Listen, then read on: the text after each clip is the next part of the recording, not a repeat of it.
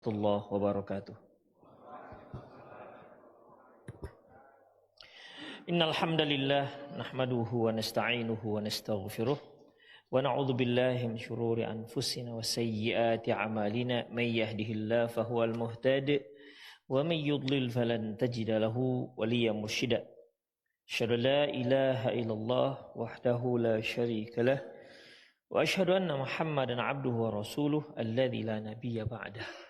Faqala Allah subhanahu wa ta'ala ya ayyuhalladzina amanu taqullaha haqqa tuqatih wa la tamutunna illa wa antum muslimun wa qala azza man qala ya ayyuhalladzina amanu taqullaha wa qulu qawlan sadida yuslih lakum a'malakum wa yaghfir lakum dhunubakum wa may yuti'illaha wa rasulahu faqad faza fawzan 'azima. Ya ayyuhan nasu taqu rabbakumul ladzi khalaqakum min nafsin wahidah wa khalaqa minha zawjaha wa batha minhuma rijalan katsiran wa nisaa wattaqullaha alladzi tasaaluna bihi wal arham innallaha kana 'alaikum raqiba. Amma ba'du, nastaqal hadithi kitabullah wa khairal hadi hadi Muhammad sallallahu alaihi wasallam wa syarrul umur muhdatsatuha wa kullu muhdatsatin bid'ah wa kullu bid'atin dhalalah wa kullu dhalalatin finnar. Kaum muslimin dan kaum muslimat rahimani Allah wa iyyakum. Alhamdulillah Allah Subhanahu wa taala memberi kita taufik hidayahnya ke lapangan hati hingga hadir dalam pengajian Kitabut Tauhid, di mana kita sudah masuk pada bab majaa fis sihr, bab yang membicarakan tentang sihir.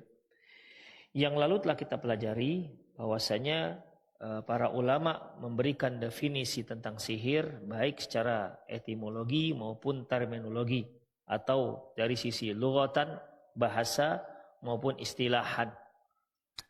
Kemudian ikhwah, juga telah kita bahas bahwasanya adanya perbedaan pendapat para ulama terkait dengan sihir itu sebenarnya nyata ataukah tidak.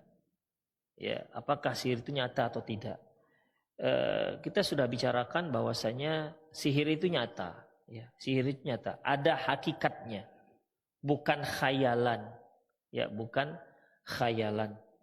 Walaupun ada dalam ayat disebutkan tentang sihirnya tukang-tukang sihir yang melawan Nabi Musa, tukang-tukang sihirnya Firaun yang melawan Nabi Musa, Allah menyebutkan yukhayyalu ilaihim annaha tas'a, dikhayalkan kepada mereka bahwasanya tali dan kayu-kayu yang mereka lemparkan itu seolah bergerak, ya, tas'a, bergerak.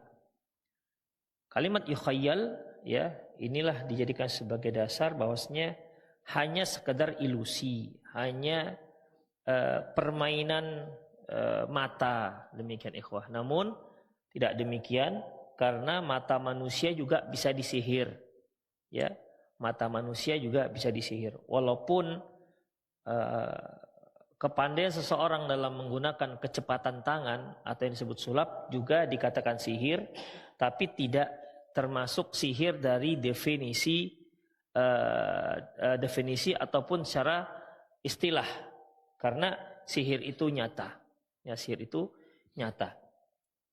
Kemudian ikhwah rahimanallah wa iyyakum,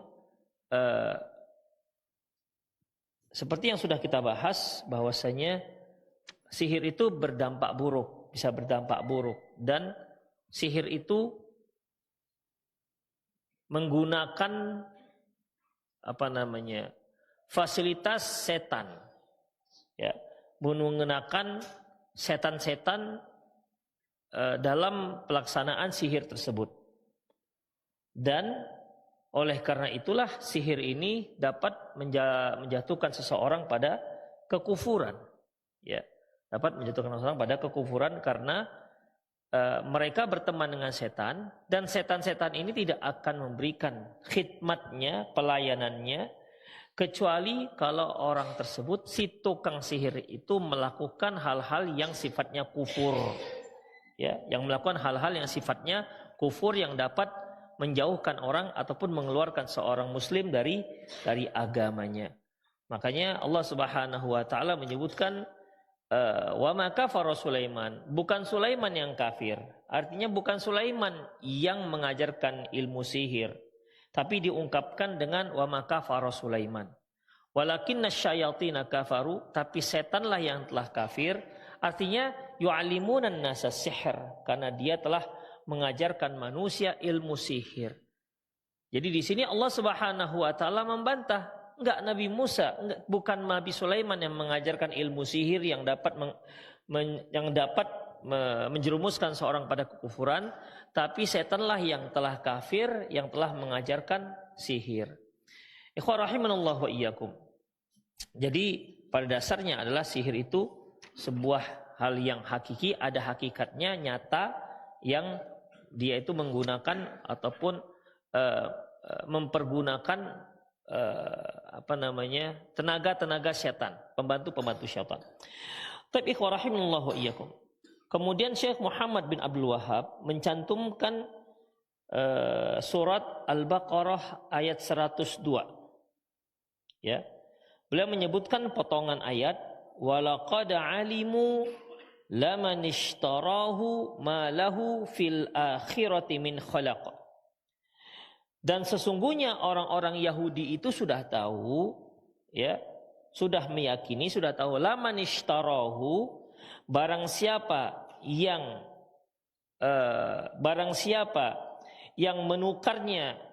menukar kitab dengan sihir itu, malahu fil akhirati min khalaq, maka dia tidak akan mendapat bahagian, dia tidak akan mendapatkan keuntungan di akhirat nanti.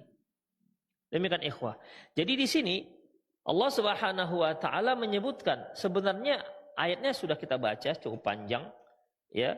Di mana ayat ini Allah Subhanahu wa taala menyebutkan wattaba'u ma tatlu syayatinu ala mulki Sulaiman. Mereka mengikuti apa yang dibaca oleh setan-setan pada masa kerajaan Nabi Sulaiman. Wa ma kafara Sulaiman, bukan Sulaiman yang telah kafir. Ya, bukan Sulaiman yang telah mengajarkan ilmu sihir. Walakinna syayatina kafaru, tapi syaitanlah yang telah kafir. Kenapa? Yu'allimunan nasa sihr. Mereka, yaitu setan-setan itu, mengajar umat manusia ilmu sihir. Wa ma unzila 'alal malakaini bi Babila Harut wa Marut. Dan apa yang diturunkan terhadap dua malaikat, yaitu di daerah Babil, yang malaikat yang ada di daerah Babilonia, malaikat itu adalah Harut dan Marut. Kemudian wa ma yu'allimani min ahadin, mereka tidak mengajarkan siapapun, hatta yaqula innama nahnu fitnatun falat takfur, kami ini hanyalah ujian bagi kalian, jangan kalian itu kufur. Artinya Allah Subhanahu wa taala menurunkan kami, ya, yang kami itu bisa mengajarkan ilmu sihir. Tapi kalian harus ingat, ilmu sihir ini kalau dipelajari kufur. Gitu ikhwah. Ya. Sekarang kalian mau apa enggak? Kalau kalian pelajari ilmu sihir ini, kalian akan kafir. Demikian. Karena belajar ilmu sihir itu memang tertuntut melakukan hal-hal yang sifatnya kufur. Makanya mereka mengatakan wa ma yu'allimani min ahadin, tidaklah mereka itu mengajarkan siapapun hatta yaqula, sampai mereka berdua itu mengatakan innama nahnu fitnatun falat takfur, kami itu cobaan. Jadi tinggal kalian mau falat takfur, jangan kalian kufur. Nah, tinggalkan mau pilih yang mana. Kalau kalian mau sabar tidak belajar ilmu sihir, kalian selamat dari kekufuran. Tapi kalau kalian gak sabar, kalian mau belajar ilmu sihir juga, maka kalian jatuh pada kekufuran. Ikhwah perhatikan, belajar ilmu sihir saja sudah membuat seorang menjadi kafir, apalagi dilaksanakan, diimplementasikan tuh ilmu sihir. Demikian, dipraktekkan. Apalagi ada yang disihir. La haula wala quwata illa billah. Ya, dalam masalah ini tentu kekufurannya semakin jauh. Jadi belajar ilmu sihir itu aja bisa membuat seorang itu menjadi kufur, apalagi dipraktekkan. Apalagi sampai jatuh korban, sampai ada orang yang terkena sihir. Makanya hal ini sangat berbahaya. Itulah yang disebutkan malaikat, kami ini adalah cobaan bagi kalian. Demikian ikhwah rahimanallahu wa iyyakum. Kemudian fayata'allamuna minhuma ma yufarriquna bihi bainal mar'i wa zawjih. Mereka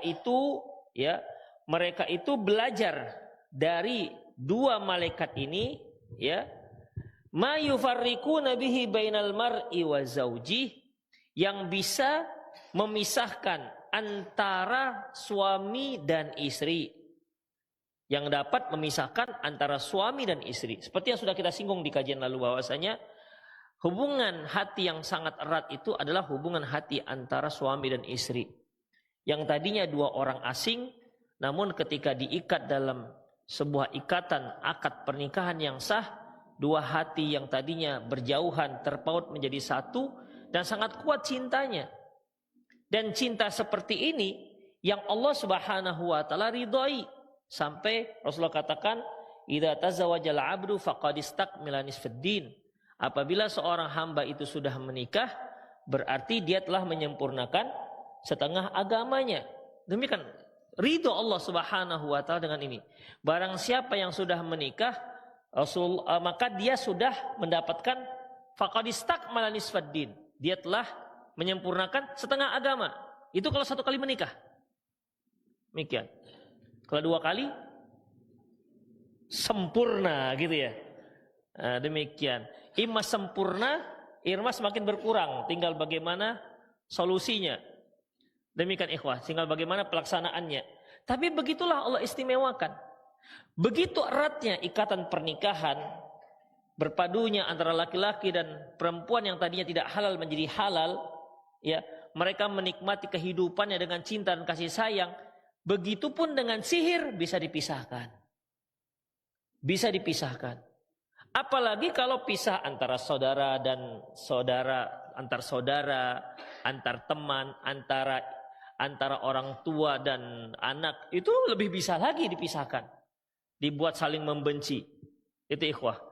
Ya, fa ta'allamuna ma yufarriquna bihi bainal mar'i wa zawjih. Mereka mempelajari bagaimana caranya agar bisa memisahkan antara suami dan istri. Kemudian ikhwah, Allah Subhanahu wa taala menjelaskan, wa ma hum bidarrina bihi min ahadin illa biiznillah. Tapi sesungguhnya ilmu sihir ini pun tidak akan membahayakan seseorang kecuali setelah izin Allah. Jadi bukan ilmu sihir itu hebat-hebat sekali. Kalau Allah tak mengizinkan, tetap tidak akan berpengaruh. Tapi kalau Allah mengizinkan, maka dia berpengaruh. Ini yang disebut ikhwah izin kauni dan izin syar'i. Itu ikhwah. Baik, apakah Allah Subhanahu wa taala mengizinkan setan ataupun iblis untuk menyesatkan manusia? Allah izin enggak? Allah izin. Demikian ikhwah. Tapi apakah Allah suka? Ya tidak. Pengizinan Allah Subhanahu wa taala secara menyeluruh di alam ini itu untuk suatu hikmah. Walaupun Allah Subhanahu wa taala tidak ridho. Demikian ikhwah, tidak ridho, tapi untuk suatu hikmah. Makanya ini disebut dengan iradatu kauni. Allah Subhanahu wa taala menciptakan iblis, Allah Subhanahu wa taala menyesatkan iblis menyesatkan umat manusia. Kemudian di sana ada orang-orang jahat, ada orang yang maling yang berhasil melakukan eksekusi malingnya, ada para penjahat, ada orang-orang yang menyesatkan umat manusia. Itu semua berdasarkan izin Allah Subhanahu wa taala. Tapi itu tidak disukai oleh Allah Subhanahu wa taala. Kalau tidak disukai, kenapa Allah Subhanahu wa taala izinkan? Kenapa? Untuk satu hikmah. Saya berikan contoh ikhwah. Kalau anak antum terkena infeksi usus buntu, sudah dironsen dan dipastikan sakit perutnya dikarenakan usus buntu dan tidak infeksi usus buntu dan tidak ada yang lain, ini dipastikan berdasarkan analisa seorang dokter ahli radiologi misalnya. Kemudian saya katakan, iya betul ini Pak, sini. biar saya yang belah itu perutnya. Saya yang belah, biar saya yang cabut usus buntunya. Bapak dokter spesialis bedah? Enggak, saya LC, MA, MCK. Demikian. Mau antum berikan anak antum bahasa bedah? Hah? Mau enggak? Kalau antum mau, itu namanya antum tuh on. Karena bukan ahlinya. Coba yang ahli bedah. Gimana? Antum bahkan mencari-cari, tolonglah ini Pak ahli bedah, dibedah perut anak saya. Kan gitu kan? Kenapa dengan saya enggak mau? Kan dia mau. Karena antum tahu itu satu hikmah. Sudahlah dia antum yang bawa anak antum ke dia, ke dokter ahli bedah. Kemudian setelah dia bedah perut anak antum, dijahitnya lagi, bayar lagi ke dia. Dengan saya bilang enggak, saya gratis, free. Itu pasti akan mau. Kenapa mau? Udah. Sudahlah dibelah perut anak kita, kemudian dibayar lagi dia. Kenapa? Untuk satu hikmah. Kenapa kita mau dibedah itu perut? Untuk satu hikmah. Demikian ikhwah. Yang terkadang hikmah tersebut kita tahu, terkadang tidak tahu. Makanya ikhwah, yang dikatakan kebaikan itu wal khairu kullu fi yadaik. Artinya semua kebaikan itu ada di tangan Allah Subhanahu wa taala. Apapun keputusan Allah Subhanahu wa taala itu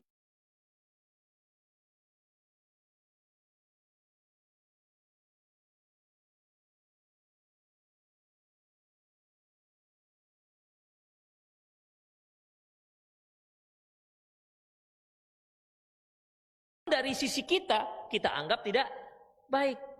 Demikian. Apabila ada seorang hamba yang sakit, menurut dia baik apa enggak? Enggak baik. Tapi dari sisi Allah Subhanahu wa taala bisa sebuah kebaikan. Ya, bisa sebuah kebaikan. Allah ingin agar Allah hapuskan dosanya.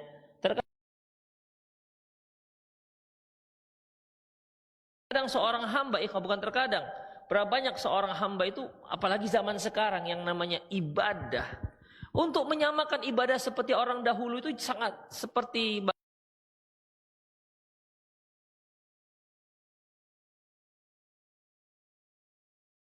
bagaikan jauh panggang dari api gitu lah kira-kira kalau mau menyamakannya. Terkadang kita baca sejarah bagaimana para salafus saleh dahulu beribadah, bagaimana cara mereka berbuat baik. Seolah kita sedang membaca dongeng. Apa ada orang ini sekarang? Orang begitu.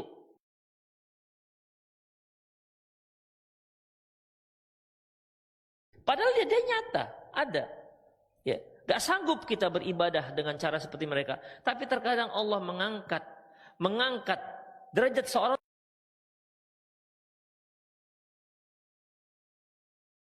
dengan cara apa? Dikasih musibah, dikasih ujian demi ujian.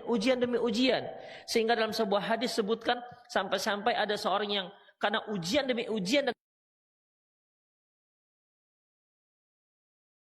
ridho dia dengan ujian tersebut, dia berjalan di atas muka bumi ini tanpa ada dosa sama sekali.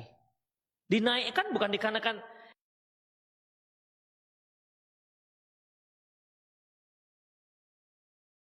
rajinnya ibadah, tapi dikarenakan dia bisa menerima ujian demi ujian itu. Demikian ikhwah rahimanallahu. Itu karena ada hikmahnya. Kenapa Allah ciptakan setan? Allah ciptakan iblis. Dari awal Allah ciptakan. Dia lagi lebih dahulu diciptakan dibanding Nabi Adam kan? Kenapa seperti itu? Apakah Allah nggak tahu dia nanti akan membuat masalah di muka bumi? Tahu sekali Allah. Tapi itu satu hikmah. Adanya iblis, adanya manusia, itu nanti akan ada yang namanya adanya iman, adanya kufur, dan terus akan terjadi pergolakan antara yang batil, yang hak dan yang batil, sehingga akhirnya adanya surga, adanya neraka. Itu ikhwah rahimanallahu wa iyyakum.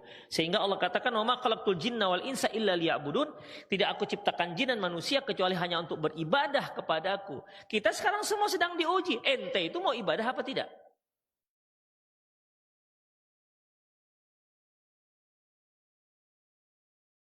Demikian, dengan digoda oleh setan, hanyut nggak dengan godaan setan?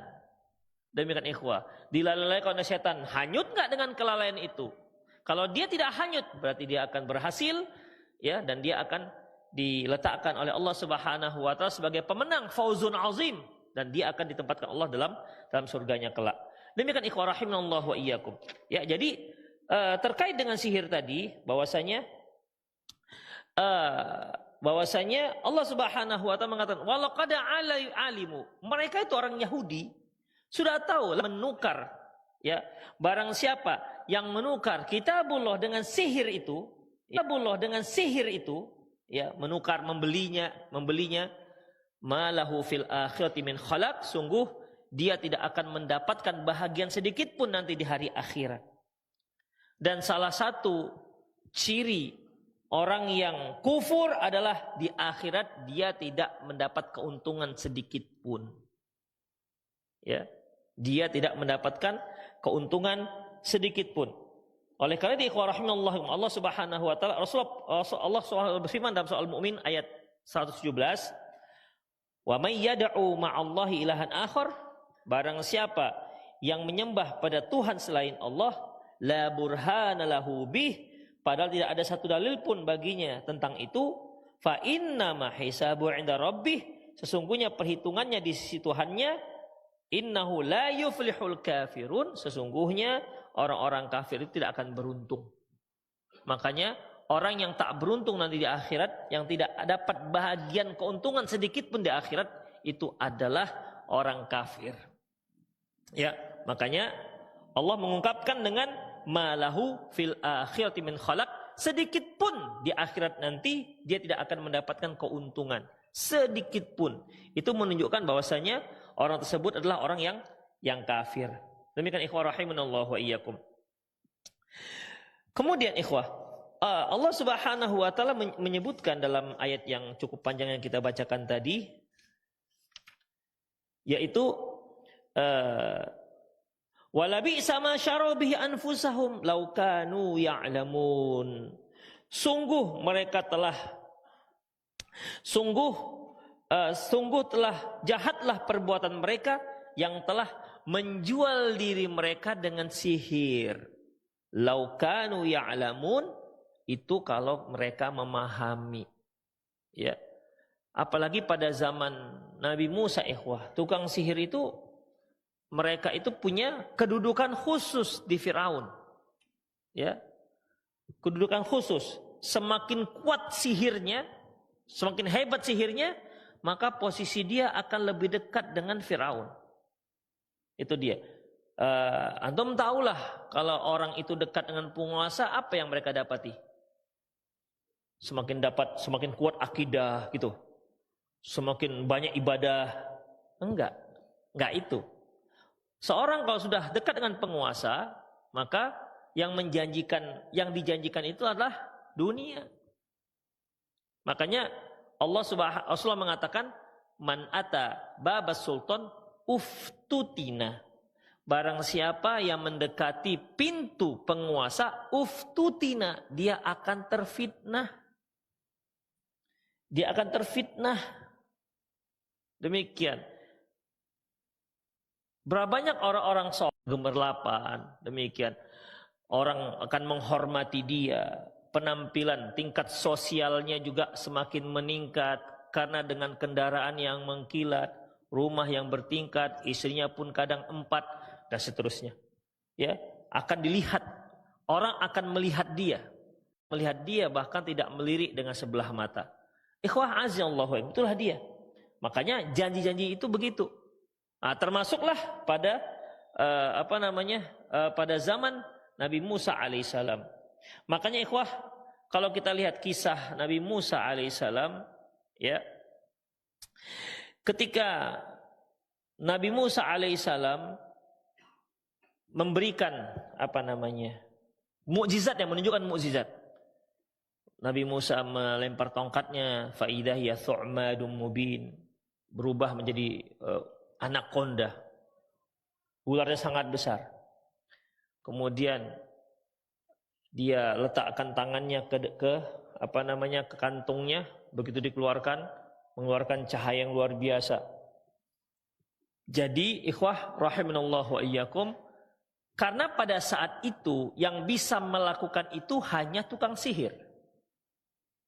Makanya Fir'aun mengatakan, in hadzani lasahirani yuridani ayyukhrijakum min ardikum bisihrihima wa yadhhaba bitariqatikumul muthla. Kata Fir'aun, sesungguhnya dua orang ini ya adalah tukang sihir, ingin mengeluarkan kalian dari tempat kalian bisihrihima, dengan kekuatan sihir mereka, wa yadhhaba bitariqatikumul muthla, dan dia melakukan dengan cara yang kalian lakukan.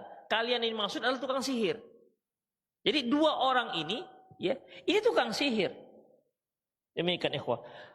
Fir'aun tidak bisa membedakan mana sihir, mana enggak sihir. Tapi tukang sihir bisa membedakan mana yang sihir dan mana yang tidak sihir. Demikian ikhwah. Ya, kita kalau tidak berada di satu bidang, kita enggak bisa membedakan ikhwah. Mungkin saya pernah ceritakan dulu tahun berapa ya? Tahun 80-an lah. Tahun 80-an ada dua orang teman kita tamatan Purba. Masih ada orangnya di Bagan Batu. Waktu itu dua orang tamatan Purba ini tamatan pesantren, ya. Mereka ngomong sepertinya bahasa Arab. Anak-anak pesantren ini kan ada Arab-Arabnya gitu kan, ikhwah. Arab-Arabnya tapi campurkan bahasa Mandailing. Iya. Waktu itu saya mengira, Masya Allah, lancar Arabnya, hebat. Ana, anta gitu kan, nanti yakul tapi campurkan Mandailing gitu. Demikian. Seperti kalau orang Jaksel sekarang campur-campur bahasa dengan bahasa Inggris, ya kan? Saya, Masya Allah, ini jago bahasa Arabnya. Karena waktu itu belum bisa bahasa Arab. Ternyata setelah bisa bahasa Arab, dengar lagi campur-campur Mandailing rupanya. Demikian. Rupanya campur-campur Mandailing. Demikian ikhwah. Demikian juga itu orang-orang di Arab Saudi, orang Indonesia yang berbahasa bahasa Arab. Itu kacau bahasa Arabnya. Tapi orang yang nggak tahu bahasa Arab, hebat kali Bapak ini bahasa Arabnya. Padahal bahasa Arabnya kacau. Demikian ikhwah. Jadi yang bisa tahu itu adalah bisa menilai ini baik dan buruk adalah orang yang mendalami itu. Yang tahu seorang itu bisa bahasa Inggris dan atau tidak bisa bahasa Inggris siapa? Yang bisa bahasa Inggris. Demikian. Yang nggak bisa bahasa Inggris, ya mungkin dicampur-campurnya bahasa Minang, dikiranya juga bahasa Inggris. Demikian ikhwah. Itulah dia. Demikian juga halnya dengan tukang sihir ini. Jadi Fir'aun mengatakan ini sihir. Makanya diadunya Nabi Musa dengan tukang-tukang sihirnya. Ya. Diadunya Nabi Musa dengan tukang-tukang sihirnya, kemudian diduel lah antara Nabi Musa ya dengan tukang sihir.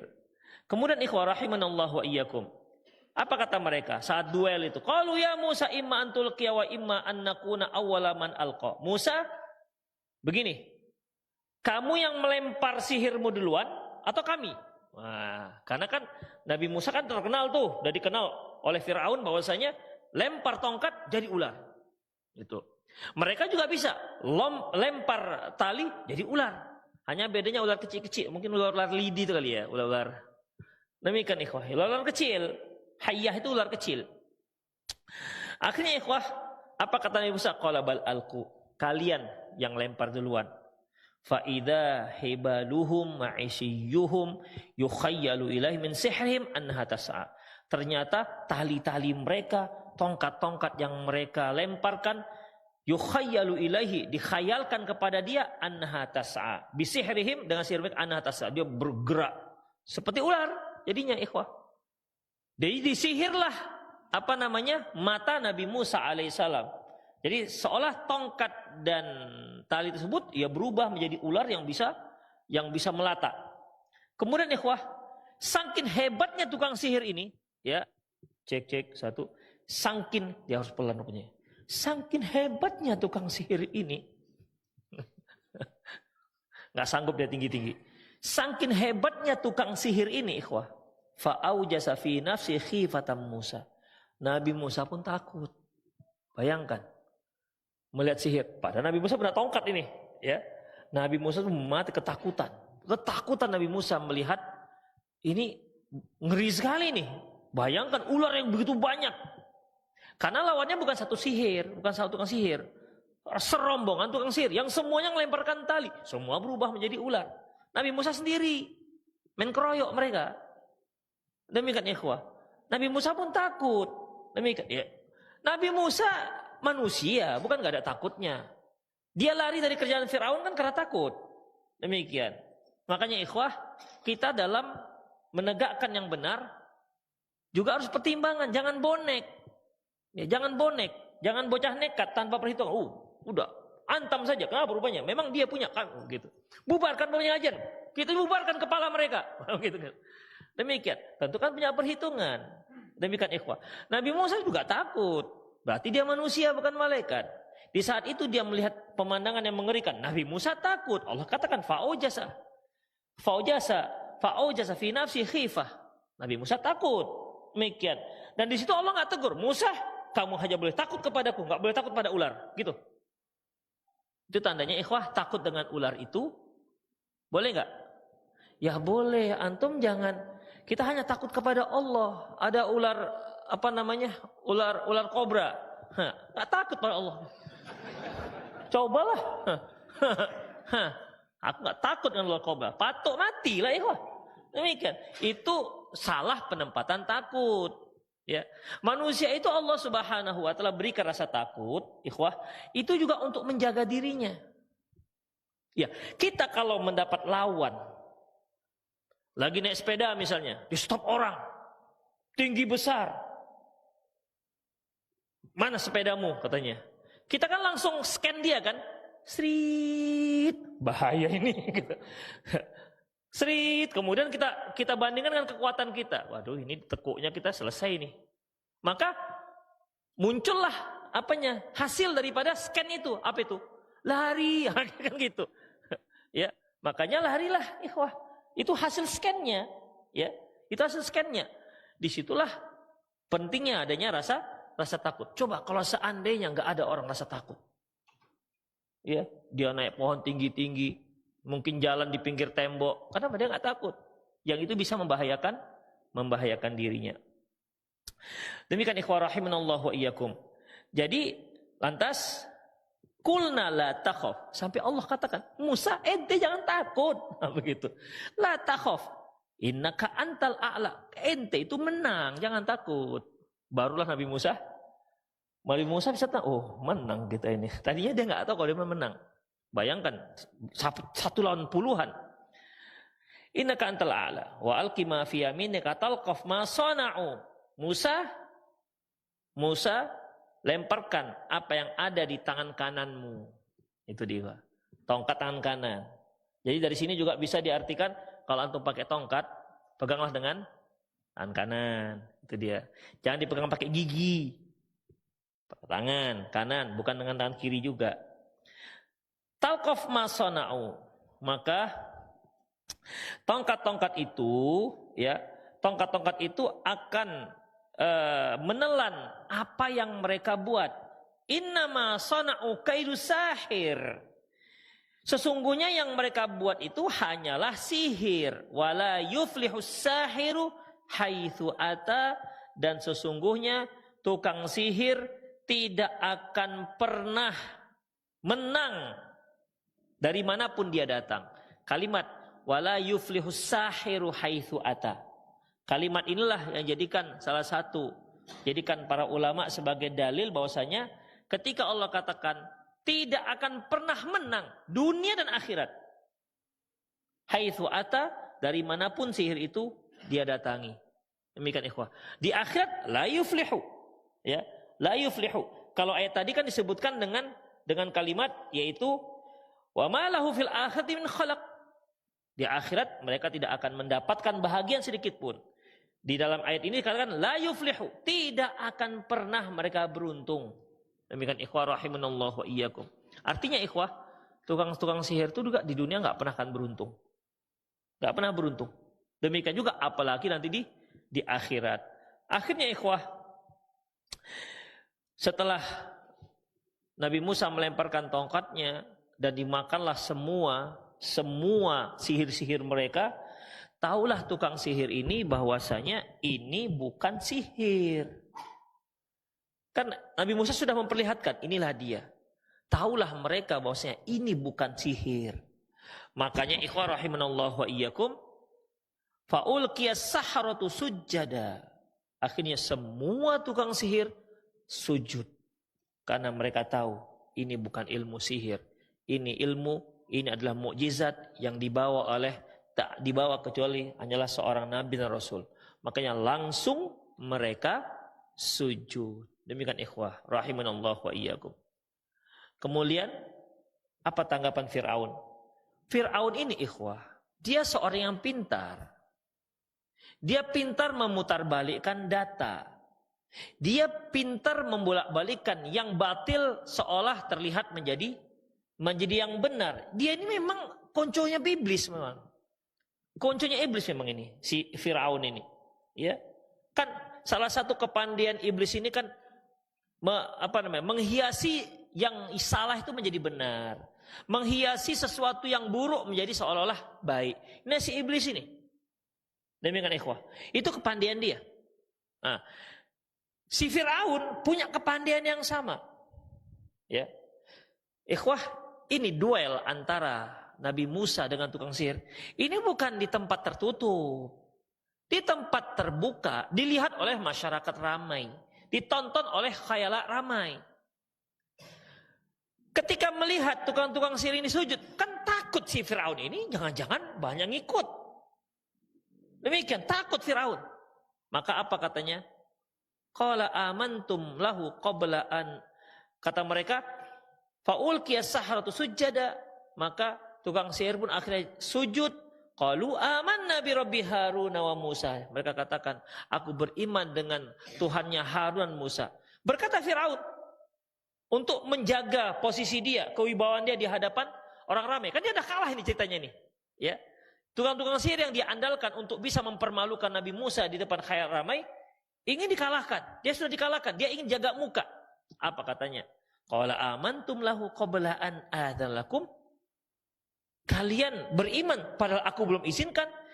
Innahu lakabirukum alladzi 'allamakumus sihir. Aku tahu sebenarnya Musa ini kan guru kalian. Nah, itu dia. Ya. Ini kan sebenarnya sudah ada konspirasi kan di antara kalian kan membuat aku malu. Tahu kali aku itu. Itu kata si Firaun. Pinternya Firaun ngomong, akhirnya oh ya betul juga. Jangan-jangan antara Musa dengan tukang sihir ini sebenarnya antara guru dan murid sebenarnya ini. Tapi mereka pura-pura duel, kemudian pura-pura kalah, kemudian begitu. Itulah kan pintar Firaun ini. Ya. Akhirnya menjadi syubhat di kalangan orang-orang yang melihat. Oh iya betul juga Firaun. Innahu lakabirukum alladzi 'allamakumus sihir. Musa itu adalah ketua kalian, guru besar kalian yang telah mengajarkan kalian sihir. Ini kan ucapan dusta dari Firaun demi untuk menjaga wibawa dia di hadapan masyarakatnya karena dia sudah kalah. Ya, kalah. Pasukan tukang sihir sudah kalah, bahkan kalah telak. Bukan hanya kalah, tapi langsung beriman kepada Nabi Musa. Demikian ikhwah. Makanya kalau sekarang kan ada orang main-main politik, ada orang yang dia menzolimi seolah terzolimi. Nah gitu, playing victim. Itu dia. Ya, jadi bisa saja misalnya ketika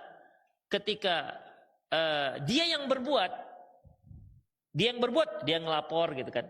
Dia yang membuat kajian, dia ngelapor ke polisi misalnya. Itu playing victim. Iblis memang pintar. Demikian ikhwah. Ya. Jadi itu gaya-gaya mereka. Ya, gaya-gaya pengikut-pengikut iblis. Demikian ikhwah. Kemudian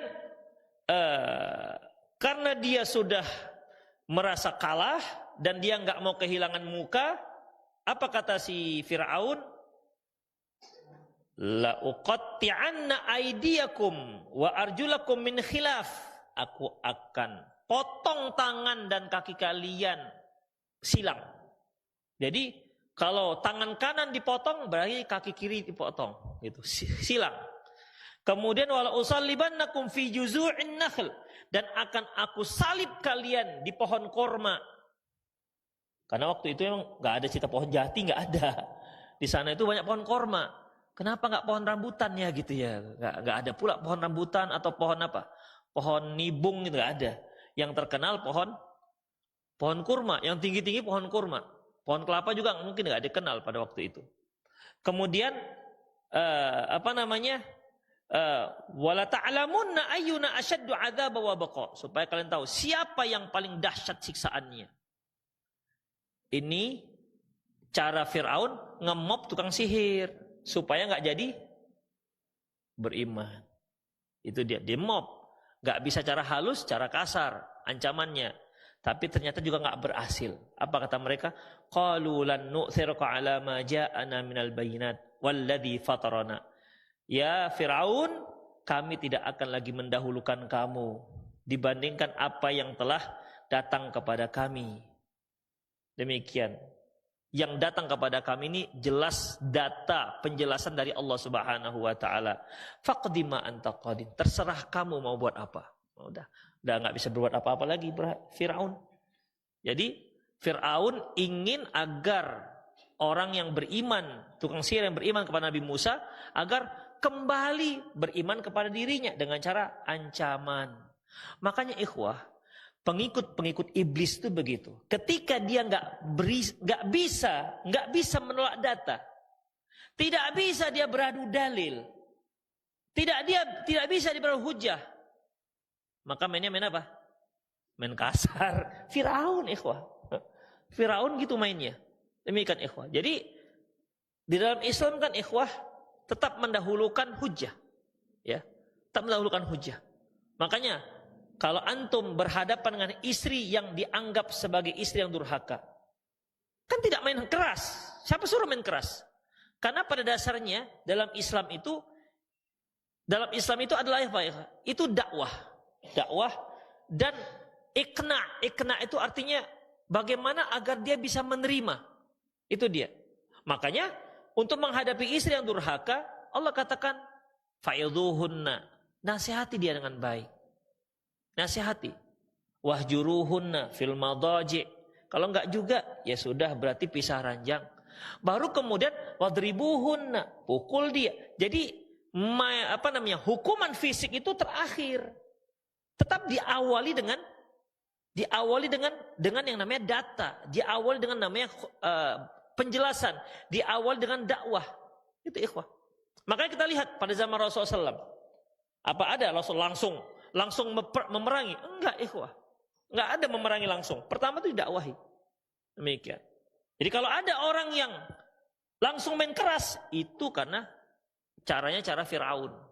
Demikian ikhwah. Nah, Firaun ketika dia nggak sanggup lagi mengalahkan si tukang sihir ini, mengalahkan Nabi Musa dengan data-data dia, dengan kekuatan dia, maka dia pun akhirnya main kasar, main fisik, itu ikhwah. Dan ini semua kegiatan orang-orang yang memang penuntunnya adalah syaitan. Makanya orang-orang Quraisy pada waktu itu, pada zaman di awal Islam, mereka main fisik.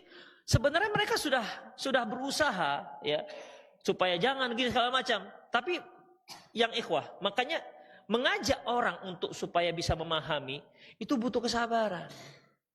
Ya, butuh kesabaran. Maksa orang lebih mudah. Misalnya kita punya anak misalnya, kita katakan, nak, kamu jam sekian datang, jam sekian harus ini, jam sekian harus ini. Demikian. Kan ini perlu kesabaran ikhwah. Ketika dia melanggar, kita ingatkan. Melanggar lagi, kita ingatkan. Itu butuh kesabaran. Demikian. Walaupun kita bisa kan main pukul. Demikian. Misalnya nih, dia punya istri. Dia katakan, Dek, keluar rumah, jangan tutup aurat. Tutup aurat. Ketika sudah dibegitukan, ketemu dia di luar. Istri nggak pakai jilbab, kan ini meletup aja selesai kan? Ya kan? Kan sudah kubilang. Kan begitu enaknya. Tapi apakah dia bisa menerima perlakuan seperti itu? Kan tidak. Kita yang terpenting itu bagaimana caranya mendapat orang itu bisa menerima hidayah itu. Karena target kita adalah li ayyahdiallahu bika rajulan khairul laka min humrin na'am. Allah Subhanahu wa taala memberi hidayah kepada orang, memberi hidayah kepada seseorang melalui dirimu itu lebih baik ketimbang unta merah. Demikian ikhwah. Jadi kita bukan hanya sekedar ngajak, ya udah mau tidak mau itu urusanmu, nggak begitu sebenarnya. Ya.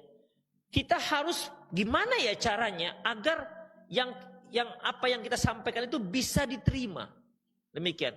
Karena kalau bisa dia terima satu kebaikan dari kita, yang untung pertama adalah kita. Karena setiap kebaikan yang dia lakukan, ya, yang kita yang ngajarkan, maka mengalir terus sampai kita mati. Selama dia masih melakukannya, maka mengalir. Dia ajarkan kebaikan kita yang kita ajarkan kepada dia, diajarkan kepada orang lain, maka kita dapat lagi kebaikan itu. Demikian. Jadi bukan sekedar dakwah, ini bukan sekedar nih ya, ini syirik ini bid'ah, dah ya, dah aku sampaikan. Terserah kalian mau masuk neraka atau surga, terserah kalian. Gak begitu ceritanya. Ya, gimana caranya agar gimana ya caranya? Maka ada bujuk. Rasulullah kan begitu. Ketika perang Hunain, ikhwah, itu kan banyak sekali. Banyak sekali harta rampasan. Unta sekian ratus ekor, kambing sekian ribu ekor. Abu Sufyan pada waktu itu baru masuk Islam. Kan pada waktu penaklukan kota Mekah, masuk Islam Abu Sufyan.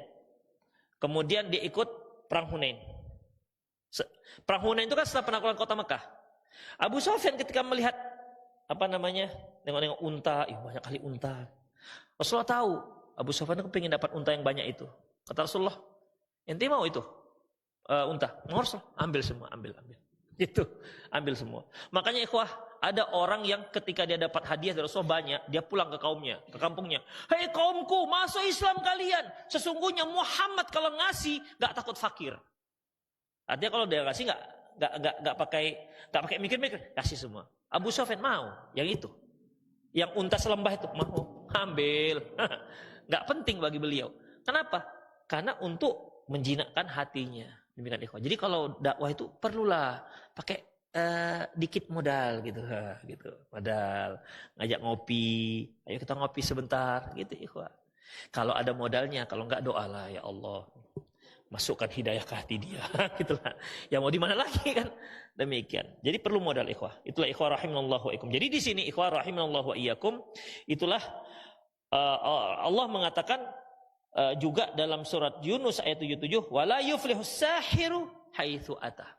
Ya, bahwasanya ahli sihir tidak pernah mendapatkan keberuntungan di dunia dan di akhirat.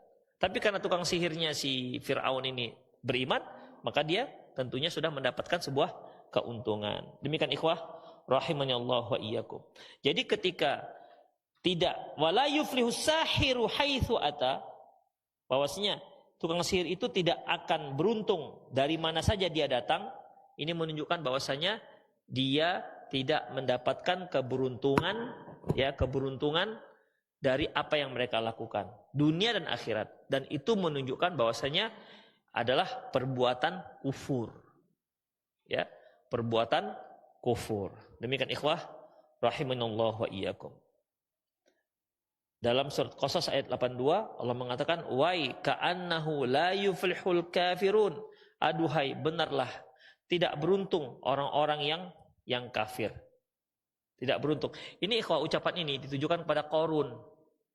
Qarun itu kalau keluar dari rumahnya dia pakai baju bagus, kendaraan bagus. Tentu kan orang banyak kepinginlah seperti dia, gitu kan. Orang-orang yang beriman mengatakan tidak perlu seperti itu.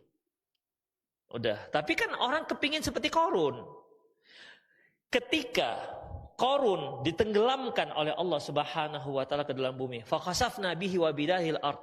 Kami tenggelamkan dia dan seluruh rumah-rumahnya, harta bendanya ke dalam bumi, barulah yang tadinya kepingin seperti Qarun, ini ucapannya. Aduhai benarlah. Wa ka'annahu la yuflihul kafirun. Wahai memang betul lah, takkan pernah beruntung orang-orang kafir. Qarun ini sudah diajak oleh Nabi Musa supaya beriman kepada Allah. Tapi Nabi Musa sudah ingatkan, Run, ini yang kekayaan yang kamu dapat ini anugerah Allah. Berimanlah kepada Allah sebagai tanda syukur. Kata si Qarun, qala innama utituhu ala ilmin indi. Loh, ini aku dapati karena kehebatan ilmuku. Demikian ikhwah. Makanya akhirnya dia enggak mau beriman kepada Allah. Allah tenggelamkan dia yang tadinya punya cita-cita, punya keinginan, berharap seperti si Qarun. Setelah Allah tenggelamkan si Qarun, Wahai ka'annahu la yuflihul kafirun. Wahai, benarlah tidak akan pernah berhasil beruntung orang-orang yang kafir. Demikian ikhwah azallahu wa iyyakum. Jadi dari kata-kata ini jelaslah bahwasanya sihir itu adalah kekufuran. Dalam Islam sihir itu kekufuran. Mereka yang belajar sihir, ya, yang belajar sihir itu saja sudah kekufuran. Ikhwah, kalau belajar sihir kufur, yang mengajarkan sihir lebih kufur lagi. Yang melaksanakan sihirnya, mempraktikkan sihirnya lebih kufur lagi. Terus malaikat itu gimana? Kan dia mengajarkan. Demikian ikhwah. Ada dua versi dalam masalah ini. Ada yang menyebutkan bahwasanya malaikat ini tadinya malaikat, tapi ternyata terakhir mereka jadi kufur. Yang kedua, versi yang kedua yaitu mereka katakan, ini fitnah, kami ini fitnah. Jadi Allah ini, kami fitnah. Kami itu ujian bagi kalian. Jadi mereka bukan yang kafir. Namun orang-orang yang mengajarkan selain mereka berdua ini, yang mengajarkan ilmu sihir, maka mereka itu adalah jatuh pada kekafiran. Dan yang belajar ilmu sihir juga jatuh pada kekafiran. Itulah bahayanya tukang sihir. Berikutnya nanti akan ada dalil apa hukuman orang kafir, orang yang sihir, tukang sihir. Ya, hukuman tukang sihir adalah penggal kepala. Tidak ada yang lain. Demikian. Dia akan kita sebutkan beberapa contoh dalil bagaimana para khalifah pada waktu itu menyuruh mengeksekusi mati semua tukang sihir. Demikian ikhwah. Baik, itu saja, semoga bermanfaat. Aku qouli hadza wa astaghfirullah li wa lakum wa lisal muslimin innahu wal ghafurur rahim. Ada yang mau bertanya silakan atau di 0813 600 661. Silahkan di 0813 600 661. Baik, ada yang masuk sudah. Ada yang langsung? Ya. Ya. Siapa itu? Ya.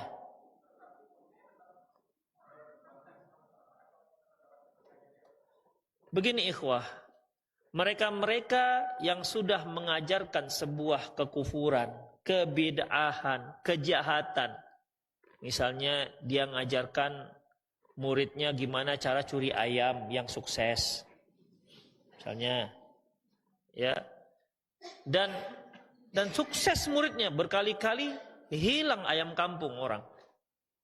Dia mengamati ayam di kampung itu, dia pengamat ayam. Kalau masih anak kecil ayamnya belum apa-apa. Tapi kalau sudah mulai remaja, nggak tahu siapa yang cepat, yang punya ayam apa dia. Makanya kalau ayam-ayam yang sudah mulai gadis-gadis hilang tuh biasanya. Ada yang sambil naik sepeda motor itu tanpa jejak sama sekali. Bagaikan kena sihir. Itu dia, sukses. Tapi ternyata dia taubat kepada Allah Subhanahu wa taala. Bagaimana? Kalau itu sebuah pemikiran, kalau itu perbuatan ilmu yang sesat yang dia ajarkan kepada seseorang, dia datangi orang tersebut dan dia dakwahi sebagaimana dia dulu mengajarkannya pada orang-orang tersebut. Kalau dia sudah katakan, dia ajarkan, dia dakwahi, nggak bisa juga, maka dia berlepas diri dari orang tersebut. Demikian ikhwah. Ya, jadi nggak bisa diam-diam aja, nggak bisa diam-diam aja. Dia mengajarkan orang tersebut bagaimana cara maling ayam. Dia harus berupaya bagaimana caranya agar orang ini tidak maling ayam lagi.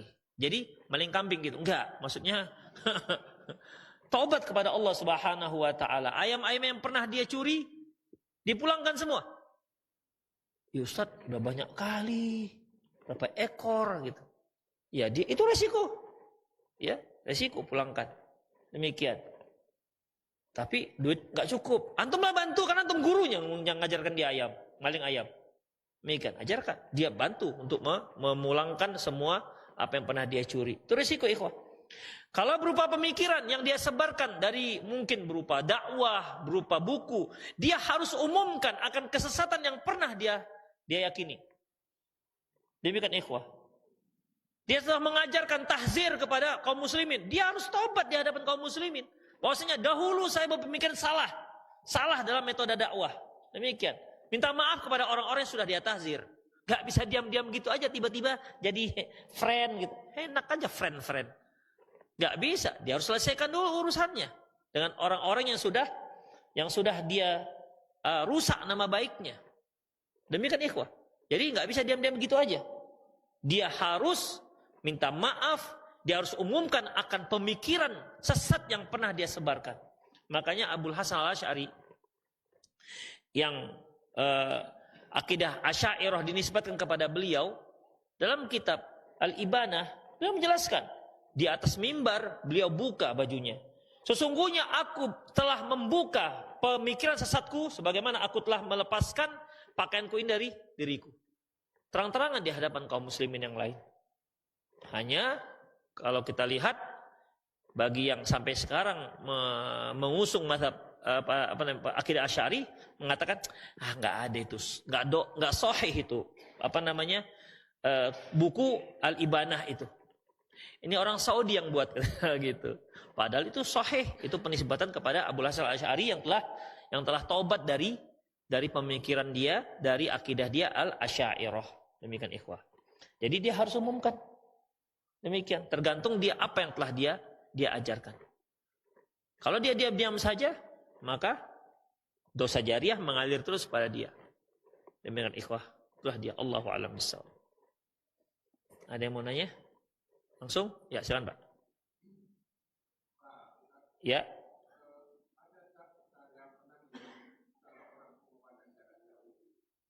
Jarak jauh. Oh.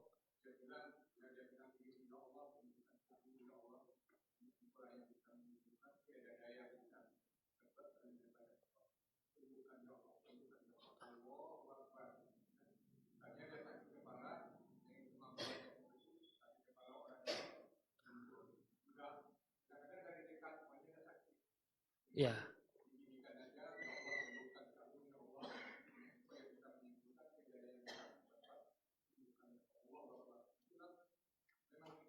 Pasti sembuh.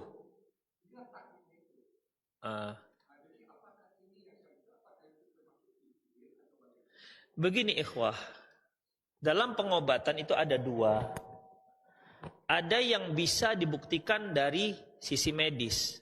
Saya juga bisa sebenarnya. Yang sakit di Jakarta, sakit puyeng, udah jauh.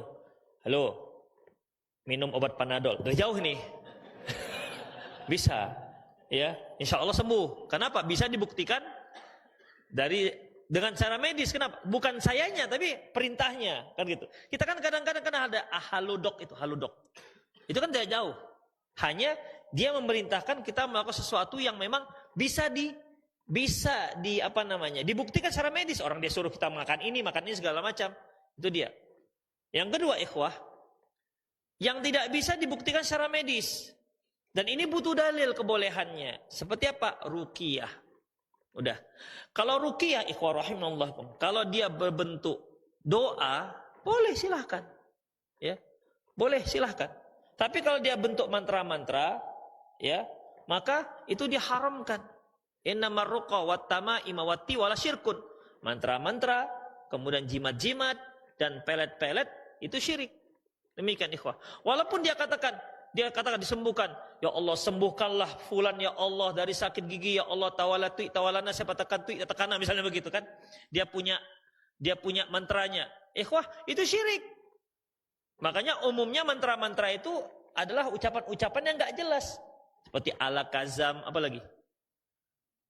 Abrakadabra, apa lagi? Bim salabim, apa artinya? Demikian. Mungkin hong wali heng hong hong, mungkin kita enggak tahu lah. Tinggal kesepakatan aja. Seperti ini passwordnya. Apa passwordnya kata jin kan? Heng wali hong. Dah, dia bergerak lah itu. Tinggal dia passwordnya apa? Demikian ikhwah. Azinallahu wa iyyakum. Jadi kalau dia berupa doa dan dia memang betul nampak minta pada Allah, walaupun video call misalnya nggak apa-apa, ya. Tapi nggak perlu juga begini-begini Pak. Kenapa harus begini-begini? Misalnya pakai video call gitu, ya Allah sembuhkan, ya Allah sembuhkan. Begitu kan? Ya, itu nggak perlu seperti itu. Jadi kalau doa minta pada Allah begini, bukan begini-begini. Seolah-olah dia sedang menyalurkan ilmunya. Demikian. Itu sasabuh dengan tukang sihir. Gak boleh. Kalau dia kata, ya Allah bukan begini. Ya Allah kok gini-gini? Itu keliru. Kalau ya Allah itu gimana? Begini. Ya Allah. Kan minta pada Allah kan. Kenapa ya Allah gini-gini? Demikian ikhwah. Terus kemudian memegang tempat yang sakit. Boleh, Rasulullah juga pernah memegang tempat yang sakit. Yang dulu kan pernah kita pelajari terkait dengan masalah ruqyah kan. Rasulullah SAW diantaranya ada bacaannya itu kita lupa di jilid yang pertama. Ludah kemudian diletakkan di tanah, ingat ya? Kemudian diletakkan di tempatnya sakit, itu ada bacaannya. Hanya memang kita kan bukan praktik apa namanya praktisi melihat. Itu diantaranya. Tetapi harus berdalil. Itu dia, berdalil. Jadi kalau dia pegang gini kemudian dia doakan, boleh silakan. Dan itu nggak sihir. Asalkan dia tidak menggunakan ucapan-ucapan yang aneh. Demikian. Allahu a'lam bishawab.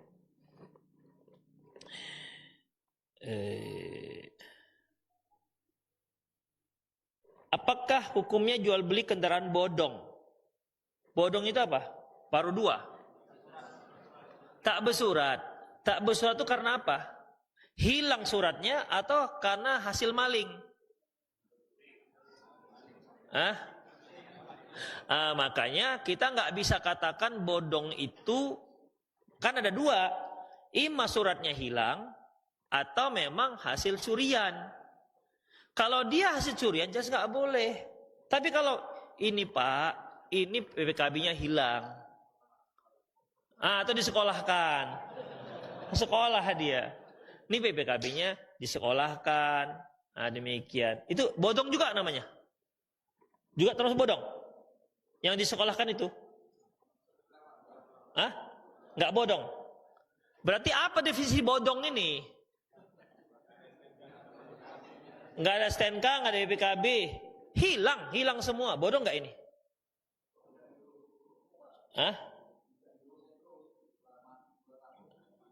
Berarti ada dua. Yang bodong ini bodong haram atau bodong halal? Itu dia. Kalau bodongnya bodong haram, artinya hasil curian, ya nggak boleh lah kita beli. Kalau bodongnya memang dikarenakan hilang, mungkin kebakaran atau hanyut atau segala macam, ketinggalan di mana, nggak tahu di mana, kemudian dia malas mengurusnya, karena kalau ngurusnya uangnya lebih banyak dibandingkan harga sepeda motornya, kan bisa begitu, ya. Akhirnya dia jual, maka tidak apa-apa. Yang bodong haram ini yang nggak dibolehkan. Demikian ikhwan. Biasanya lebih murah ya. Kalau Vario berapa bodong harganya sekarang? Pasaran. Ran, berapa harganya Ran? Berapa harganya? Saya kira 4 juta dapat kan Vario? Yang 150 cc? Dapat? Untung gak ada yang jawab. Kalau jawab. Demikian ikhwah ya. Baik, kemudian ikhwah, lanjutnya.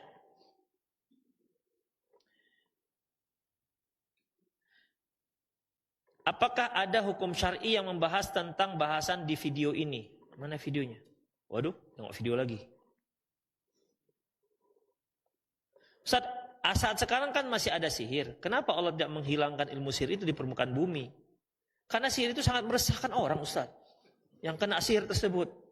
Sekalian aja, kenapa dimatikan iblis-iblis itu? Kenapa kau tukang sihirnya? Sekalian iblisnya langsung dimatikan. Gitu kan. Itulah yang kita katakan tadi, ada hikmah di balik itu. Cobaan kita, cobaan orang, sebagai cobaan orang baik-baik. Kalau dia berhasil, Allah akan berikan pahala yang luar biasa. Demikian ikhwah. Kan Allah katakan, walau syi'na la'ataina kulla nafsin hudaha. Kalau kami mau, kami berikan hidayah semua. Apa susahnya bagi Allah? Kalau kami mau, kami beri hidayah semua. Semua orang baik. Demikian. Tapi kalau semua orang baik, nanti gimana? Ustadz gak ada lagi. Baik semua? Apalagi gak ada? Polisi gak ada. Banyak nganggur lah ya. Banyak nganggur itu. Demikian. Masya Allah itu. Yang gak ada lagi neraka. Gak ada surga. Jadi kalau kita nanti masuk di akhir dibangkitkan, mau kemana kita? Mau kemana? Atau mau jadi seperti hewan yang kata Allah, kuni turoba. Udah, jadilah kalian tanah, selesai urusannya. Gitu. Demikian. Karena nanti di hari akhirat hewan juga akan ada kisos. Tapi setelah dikisos, Allah katakan kuni turoba. Jadilah kalian tanah. Makanya orang kafir ketika melihat hewan itu dijadikan tanah, orang kafir mengatakan wa yaqulul kafiru ya laitani kuntu turoba. Orang kafir mengatakan, wahai seandainya aku juga ikut jadi tanah. Karena dia tahu, dia nggak akan mungkin jadi tanah. Karena dia akan melanjutkan perjalanan dia menuju ke neraka. Jadi, karena sihir itu sangat meresahkan orang yang kena sihir tersebut, Ustadz. Ya, sabarlah antum ya. Apa hikmahnya dapatkan Ustadz terkait pembubaran kajian Ustadz Syafiq Rejaba Salamah? Ikhwah banyak sekali. Antum nggak ngerti ya bahwasanya awal-awal pengajian kita dimulai yang banyak dibubarkan justru dari situ. Promonya, free promo dari situ malah. Demikian. Di Batam, saya ketemu dengan di Batam kan ada dulu hang ya, aduh hang. Ketemu ada yang memang salah satu pegawainya. Dia cerita saya. Ustadz, saya salah seorang yang ikut mendemo radio hang ini supaya dibubarkan. Terus kok bisa antum jadi begini? Dia ceritakan begini. Oh, insya Allah. Jadi itu kalau saya katakan itu promo free. Demikian, ya kan? Tentu ketika orang mengatakan, kenapa dibubarkan? Apa alasannya? Kenapa gereja dijaga, kajian dibubarkan? Apa alasannya? Apa kesalahan mereka? Kenapa biksu diurut-urut kakinya? Kenapa yang muslim nggak diurut kakinya malah orang kan tertanya kenapa masalahnya. Jadi ada orang-orang cerdas ikhwah, orang cerdas yang dia mengamati apa masalah mereka ini. Dia ingin belajar. Makanya kajian salaf itu banyak mudah diterima oleh orang pintar. Teman-teman inilah insyaallah. Itu dia. Coba perhatikan yang kadang-kadang kalau kajian itu ada di situ ada doktor, ada profesor, nggak akan ketahuan siapa profesor siapa doktor. Demikian. Ketika dia bertugas baru rupanya bapak ini di kantor ini, rupanya bapak ini spesialis ini, begitu baru ketahuan. Ngaji nggak ketahuan. Demikian ikhwah. Karena apa? Mereka terbiasa berpikir realistis. Demikian. Makanya yang kalau yang hanya ikut-ikutan itu memang rata-rata kan wajah-wajah kampung itu kan nampaknya. Wajah kampung gitu. Nah, demikian. Itu ikhwah rahimanallah wa iyyakum. Itulah dia. Jadi banyak hikmahnya, ya, banyak hikmahnya. Itu salah satu aja yang saya sebutkan. Allah Subhanahu wa taala lebih tahu tentang itu semua.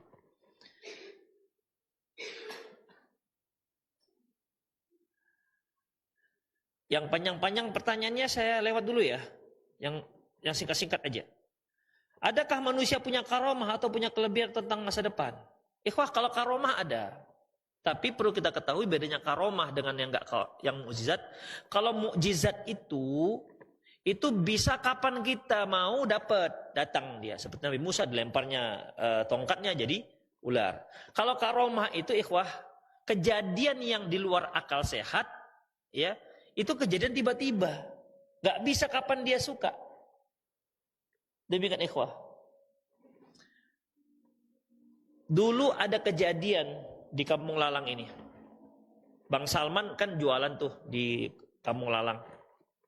Dia punya mobil box itu punya pakai jualan-jualan kacamata gitu. Istrinya lagi di dalam, lagi sholat. Ditabrak dari belakangnya kan tuh. Setelah macet kan orang ngegas, ditabrak dari belakang. Tercampak demikian. Dan dia nggak tahu kalau dia sedang ditabrak. Demikian ikhwah. Nah, itu namanya karomah. Nah, coba ulang lagi. Coba ulang lagi. Demikian. Jadi karomah ini kadang-kadang bisa diberikan kepada siapa saja. Demikian ikhwah. Misalnya, kan mungkin ada yang pernah dengar.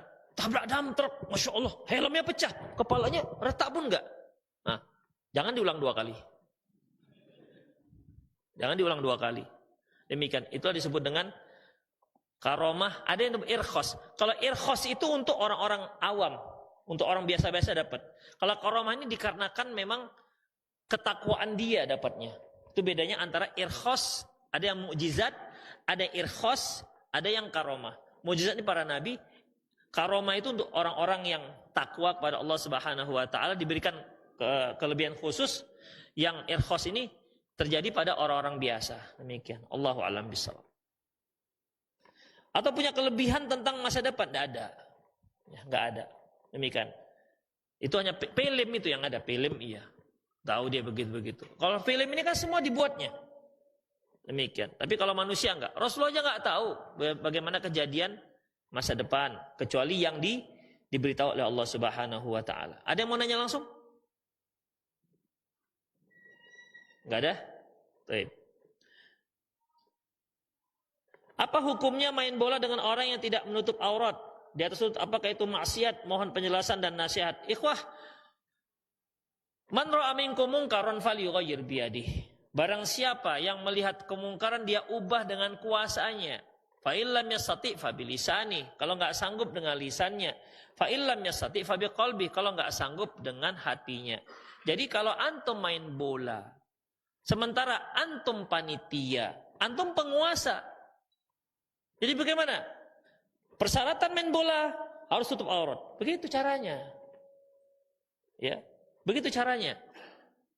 Dan apa pentingnya juga kita main bola dengan orang-orang yang hanya pakai sempak aja? Apa pentingnya? Nggak ada pentingnya juga. Tujuan main bola apa? Atau mau mengasah kepandaian, begitu. Kepingin mau macam Messi gitu, macam Ronaldo, macam Maradona kepinginnya.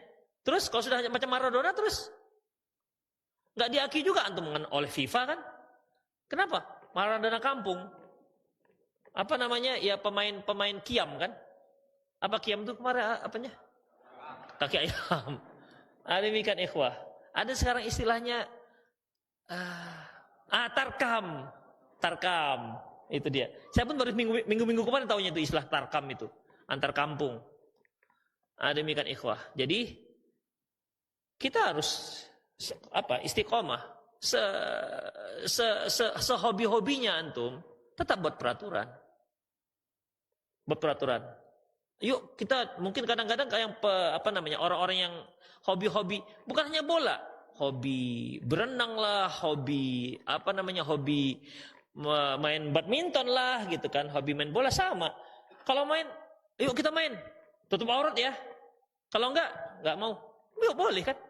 Begitu sebagai dakwah kita juga. Demikian. Ya kadang-kadang kitanya enggak tutup aurat. Demikian. Ada yang begini ikhwah, caranya pendek, sisanya pakai legging. Ya, udah salapi kali itu. Jadi celana pendeknya itu di atas lutut agak-agak setengah jengkal, sisanya pakai legging sampai betis. Ya belum memenuhi syarat karena dari seperempat paha ke bawah ke lutut itu ketat. Demikian ikhwah. Jadi ya harus hati-hati. Makanya nggak perlulah untuk main-main dengan yang nggak tutup aurat. Ngapain? Mau cari apa sekarang? Mau cari apa? Kan maunya kan mau santai gitu kan, mau happy gitulah kira-kira kan. Kalau happy-nya dengan orang-orang seperti itu tuh apa? Saya pernah sekali sidak. Dulu kawan-kawan kan ada di Kutilang itu. Assalamualaikum. Ini kok kayak gini, kayak gini. Demikian. Jadi ya kita sebagai orang yang ingin umat ini baik, ya kita harus memberikan persyaratan itu. Ada yang nantang bola misalnya, boleh, tapi syaratnya pakai training ya. Nah, boleh kan gitu kan? Oh nggak mau lah, nggak usah. Emang gue pikirin, penting kali rupanya main bola. Penting main bola, hoi, penting main bola. Nggak penting juga main bola. Demikian. Kan kawan-kawan kita aja yang mau pakai training. Demikian ikhwah. Udahlah ya, emosi nanti saya jadinya. Sabar. Iya, ada babi Masya Allah nyambarkan. Tep lah kan sudah jam 10 kurang 15.